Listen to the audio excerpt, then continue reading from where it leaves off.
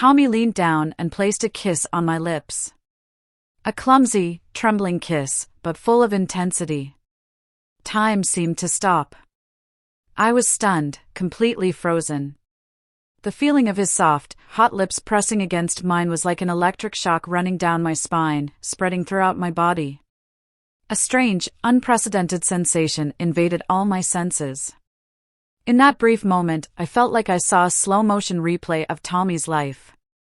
The beatings, the scornful glances, the long hungry nights, all the hardship and deprivation he had endured seemed to be condensed in this kiss. I felt like I understood everything that was going on in my son's mind: utter loneliness, the longing to be loved, the distorted thoughts created by the harsh living conditions. The crumbling brick wall opposite my room window had long turned gray, the gray of dirt, of mold, and the gray of my life. This slum had nothing but gray walls like that, dark alleys, and the echoes of arguments spilling out from cramped homes. This is where we lived, Tommy and I, my son. I don't remember exactly how old I am. Life wears you down so fast here that you lose track of numbers. All I know is I've been carrying the burden of raising Tommy since he was just a newborn, after his father, my husband, decided to leave us for some rich woman. He said he was tired of this miserable life, tired of the smell of my sweat, tired of the wailing cries of a baby. He left, taking with him the last shred of hope I had left. Since then, I've done everything I could to make a living. Cleaning other people's houses, washing dishes in diners, even scavenging for bottles and cans. My hands have become calloused, my back aches constantly, but I can't stop. I know Tommy needs me, he's all I have. Our apartment is nothing more than a tiny, damp, and cramped room. In winter, it's freezing cold, in summer, it feels like an oven. Our meals are usually just stale bread and watery soup. Some nights, I go to bed hungry so Tommy can have my portion. I watch him eat heartily, and it twists my heart. I know he understands too, his eyes always look at me with worry. Tommy is a good, smart kid. He loves to read, but we can't afford books. He often borrows old books from the public library and hunches over them under the dim streetlights. Watching him makes me ache. I know he dreams of getting a proper education, of escaping this slum, but I am powerless to help him. We're black, living in a slum. No one cares about us. Opportunities pass us by like distant dreams. I once tried to get Tommy into a better school, but they only looked at me with disdain before shaking their heads. Life drags on, day after day, dull and full of struggles. I live in constant fear for Tommy's future. I'm scared he'll get swept up in the cycle of violence and crime that always lurks in this neighborhood. All I want is for him to have a better life than mine, a life without these gray walls closing in around him. Those bruises, they were like marks someone intentionally stamped onto Tommy's body. Blue-black, purple, yellowish, just looking at them made my heart ache. I knew he was being hit, knew he was being bullied, but I couldn't do anything about it. All I could do was watch, my chest burning like it was on fire. The first time I saw a bruise on his face was the day he came home after school. His cheek was swollen, his lip split, and there was still blood on it. Panicked, I asked, "What happened to you, Tommy?" He didn't look at me, just hung his head, his voice choked. "Some older kids beat me up." I pulled him into my arms, tears streaming down my face. I wanted to scream, to go out and find those bastards and teach them a lesson. But I couldn't. In this neighborhood, for someone like me, someone black, who cares? The law is for other people, not for me and my son. After that, the bruises started showing up more often. On his arms, his legs, his back, there wasn't a single part of Tommy's body left untouched. He didn't talk as much anymore, and his eyes grew darker. Every time he got hurt, he would come to me, holding on to me tightly and crying. I would hold him back, trying to comfort him, but inside, I was breaking. I knew I could only tend to the wounds on his body, but the ones inside, the ones in his heart, I had no way to heal. I could see the anger, the pain, and the humiliation eating away at him, little by little. I was so scared that one day he wouldn't be the Tommy I knew anymore. One time, after he had been mugged and beaten by older boys, Tommy looked at me with tears in his eyes and asked, "Mama, why do we have to live like this? Why do they keep hitting me?" I held him tightly, but I didn't have an answer. I couldn't give him one. I just cried. I cried for him, I cried for myself, and I cried for this unfair life we were trapped in. Every time he was hurt, he would come to me. At first, I thought he was just looking for comfort. But over time, the way he held on to me, the way he sought me out, started to feel different. There was something about it that didn't seem right. I didn't think too much of it then. My days were consumed with figuring out how to feed him, how to keep us both alive. But deep down, I knew the poverty, the hardship, and the way society treated us were crushing Tommy. And no matter how much I loved him, I was powerless, forced to watch everything fall apart day by day. The reek of cheap liquor stung my nostrils as Tommy lunged into a hug. His body trembled violently, tears streaming down his face, soaking my shoulder. "Mom. I. He stammered, his voice breaking, as if unable to speak. I held him close, my hand gently stroking his back, trying to soothe his trembling. I didn't know what had just happened, but I was certain he'd gone through something terrible. But this time, Tommy's hug was different. It wasn't simply a child seeking comfort.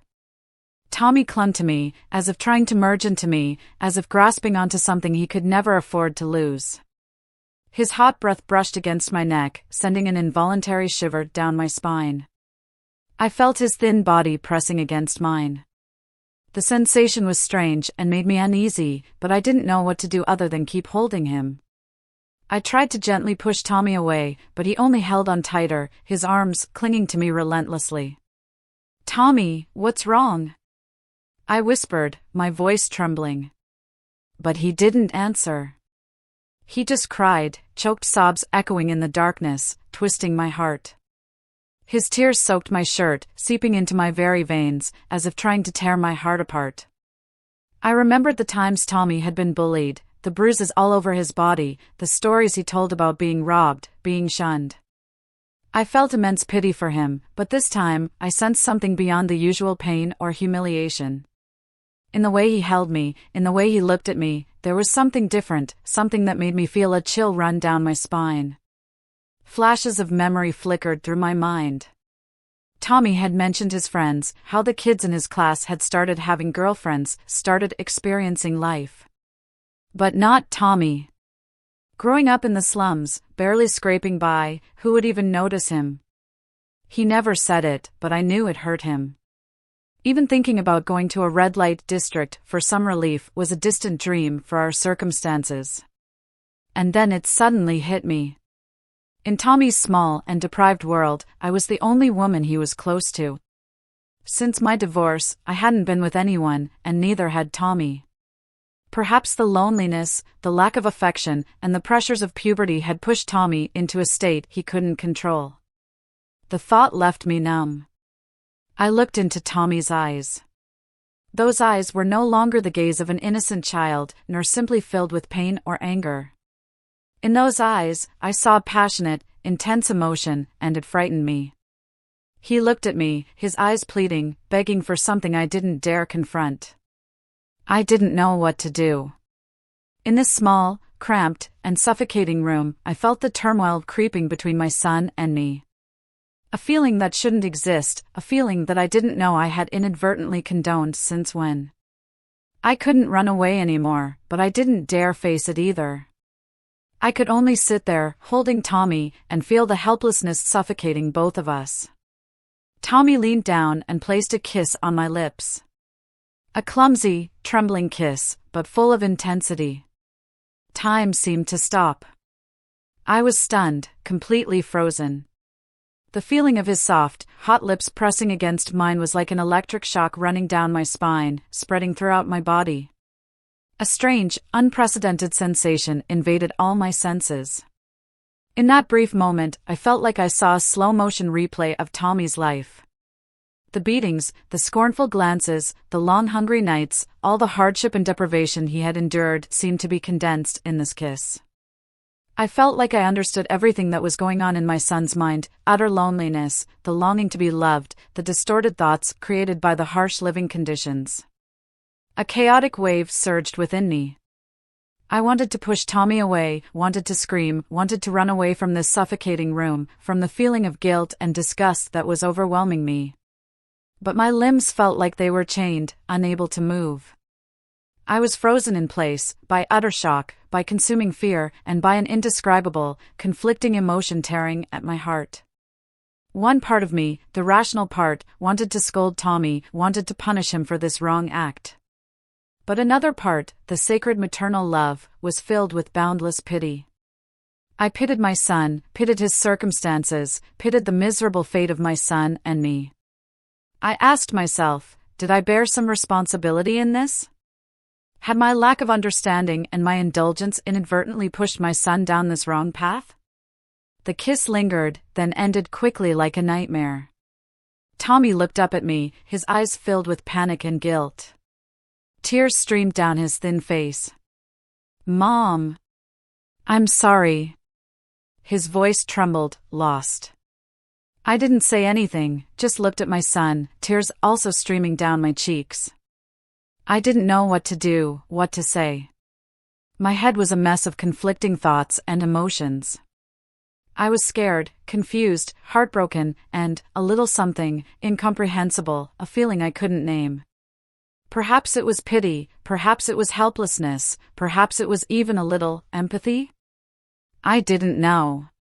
That night, in the cramped and dark room, something terrible had happened. Something I had never dared to think of, even in my worst nightmares. Something that had completely changed the relationship between my son and me. A dark secret had been buried, a scar that would never heal, that would forever haunt the lives of my son and me. The next morning, faint sunlight filtered through the grimy window, illuminating our small, damp room filled with stale air and a musty smell. I opened my eyes, feeling a weight on my chest as though a heavy stone had been placed there.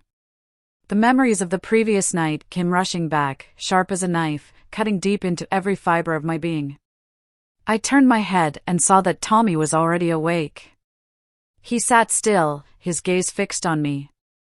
In his eyes, I saw guilt, fear, and a deep, unspoken sadness.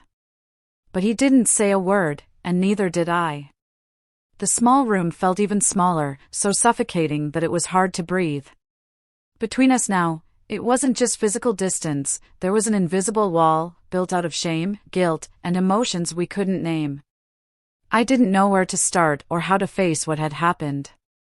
I tried to get up, my legs trembling under me as if they might give out. Step by slow step, I made my way to the kitchen. I grabbed a cup and poured water into the coffee filter.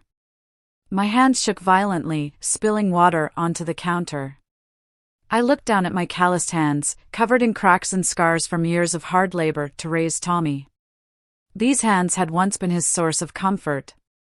But now, they were useless, unable to protect him, unable to protect me. A wave of nausea swept over me. I rushed to the bathroom and dry heaved over the sink. The retching wouldn't stop, not because of my empty stomach, but because my mind was churning, overwhelmed by chaos. I braced myself against the edge of the sink, tears falling freely, silent sobs shaking my body. When I returned to the living room, Tommy was still sitting there, his head hanging low, eyes fixed on the floor as though it was the only thing he could bear to look at. I stood there for a moment, staring at him. Memories of little Tommy came flooding back, his innocent face, his bright, shining eyes. But now, those eyes were dull, clouded with the anger and despair of a youth stolen too soon. I remembered the things Tommy used to tell me about school. How his classmates teased him, mocking that he was still not a man. "You're not a real man if you've never been with a woman," they jeered, pushing him further into a corner of shame. Tommy didn't have a girlfriend, and I knew he longed for that connection. But in this slum, who would notice him? Even the thought of visiting places where such experiences could be bought was far beyond his reach. In Tommy's small, stifling world, I had unknowingly become the only woman he was close to, a thought that tore my heart apart. "Tommy," I called softly, my voice so quiet even I could barely hear it. He looked up, his eyes red and filled with tears. "Mama." "I'm sorry," he said, his voice breaking, caught between pain and regret. I stepped forward and knelt in front of him. My trembling hands lifted his face, feeling the coldness of his skin under my fingers. I know you didn't mean to," I said, my voice shaking as tears streamed down my face. My tears fell, mingling with his. But deep down, I knew it wasn't entirely true. What happened last night wasn't just a moment of lost control. It was the result of years of repression, of loneliness, of desires distorted by the dark circumstances we lived in. It felt like both Tommy and I were prisoners of our own fate, trapped with no clear way out. After that day, life in our rundown slum carried on. But nothing was the same. An oppressive silence hung over our small room. We avoided each other, maintaining a careful distance, as if getting too close would bring the memories flooding back, ripping open wounds that hadn't even begun to heal. When our eyes met by accident, we both quickly looked away, as though seeing too much of each other might destroy what fragile threads still held us together. I tried to forget that night, burying the memory in the deepest recesses of my mind. But the harder I tried, the more it haunted me, like a ghost lingering in every quiet moment, every dream. Every time I saw Tommy, the kiss, the hug, and the feelings of fear and guilt came rushing back. I asked myself, was it my fault? Had my indulgence and ignorance led my son down this path? I knew Tommy was fighting his own battles too. He became even quieter, his eyes distant, as though searching for an escape. I began noticing that he would slip out late at night without a word. I worried, but I didn't dare ask where he was going. I feared the answers would bring back the pain we were both trying so hard to forget.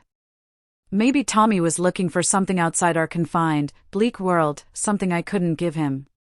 Freedom, love, or perhaps just a place where he could feel he belonged. Old memories resurfaced. I recalled the times Tommy talked about being mocked by his classmates for not having experienced life.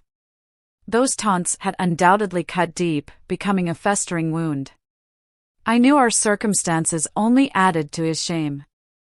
Living in poverty, with no money, no opportunities, how could Tommy ever hope to form the kinds of relationships others took for granted? In our suffocating, narrow world, I had become the only woman he could turn to, a realization that left me shattered. Day after day, the silence between us grew, like a chasm too wide to bridge. But beneath that silence lay a scar, deep and raw, a constant reminder that life would never be the same again. I didn't know how to heal it, and I feared it never would. Night after night, I lay awake, questioning where I had gone wrong, blaming myself. Was I too weak, too powerless as a mother? Or had life's cruelty warped Tommy's soul into someone even he didn't recognize? These questions spun endlessly in my mind, with no answers in sight. Tommy, the boy I had loved and protected with every ounce of my being, had now become the source of my deepest pain. But I also knew he was suffering just as much. We were both victims of this life, crushed by fate, turned into people we no longer recognized.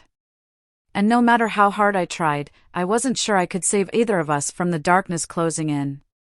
The days that followed were unbearably heavy. Our small room felt like a cage, trapping two souls who could do nothing but remain silent. We still lived under the same roof, but we were more distant than ever. At every meal, neither of us spoke a word. The only sound was the scraping of spoons against old, discolored plastic plates, a sound that twisted my heart. Whenever our eyes accidentally met, we both quickly turned away, as if a second too long would shatter everything, leaving it irreparable. I tried to act as if nothing had happened. I cleaned, cooked, and did everything as usual. But deep inside, the weight of that day clung to me like a shadow that wouldn't let go. It haunted me, both awake and asleep. Every time I looked at Tommy, I was reminded of that night, of the fear, the pain, and the guilt. I couldn't help but wonder, was it my fault? What had I done wrong to lead us to this point? Tommy had changed too. He spoke even less than before and started going out late at night without saying where he was going. I wanted to ask, but I was afraid. Afraid that asking would stir everything up again, tearing open wounds that were barely covered. Maybe he was searching for something outside of our small, stifling world, something I could never give him, no matter how hard I tried. Every night, I lay awake, thinking about Tommy, about his life, about the things his classmates used to mock him for. They said he wasn't a real man because he'd never experienced life. I knew those words cut deep. Here, no one noticed him, and he had no chance to change that.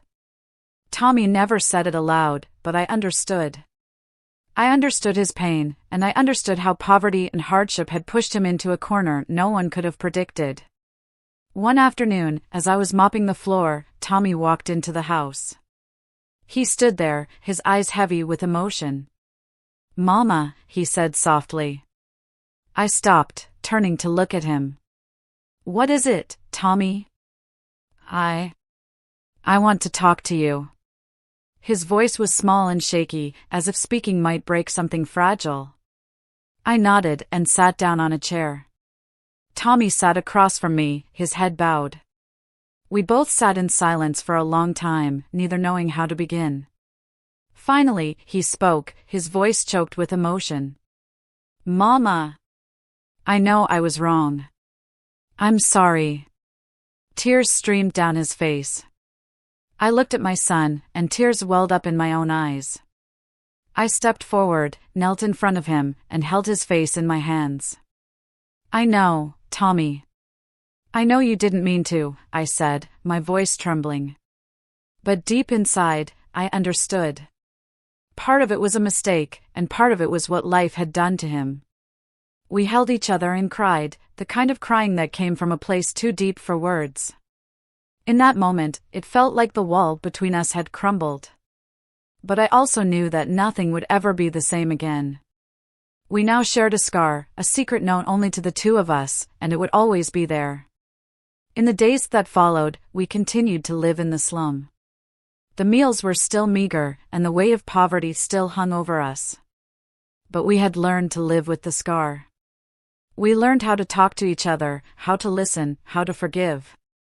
And no matter how hard things got, we still had each other, still fought to move past the darkness that loomed over our lives. Life may be full of pain and hardship, but understanding and love are what help us overcome every scar. If this story has touched your heart, please share it to spread the message of forgiveness and hope. Don't forget to hit like and subscribe to join us as we continue to tell real stories that reach the hidden corners of life.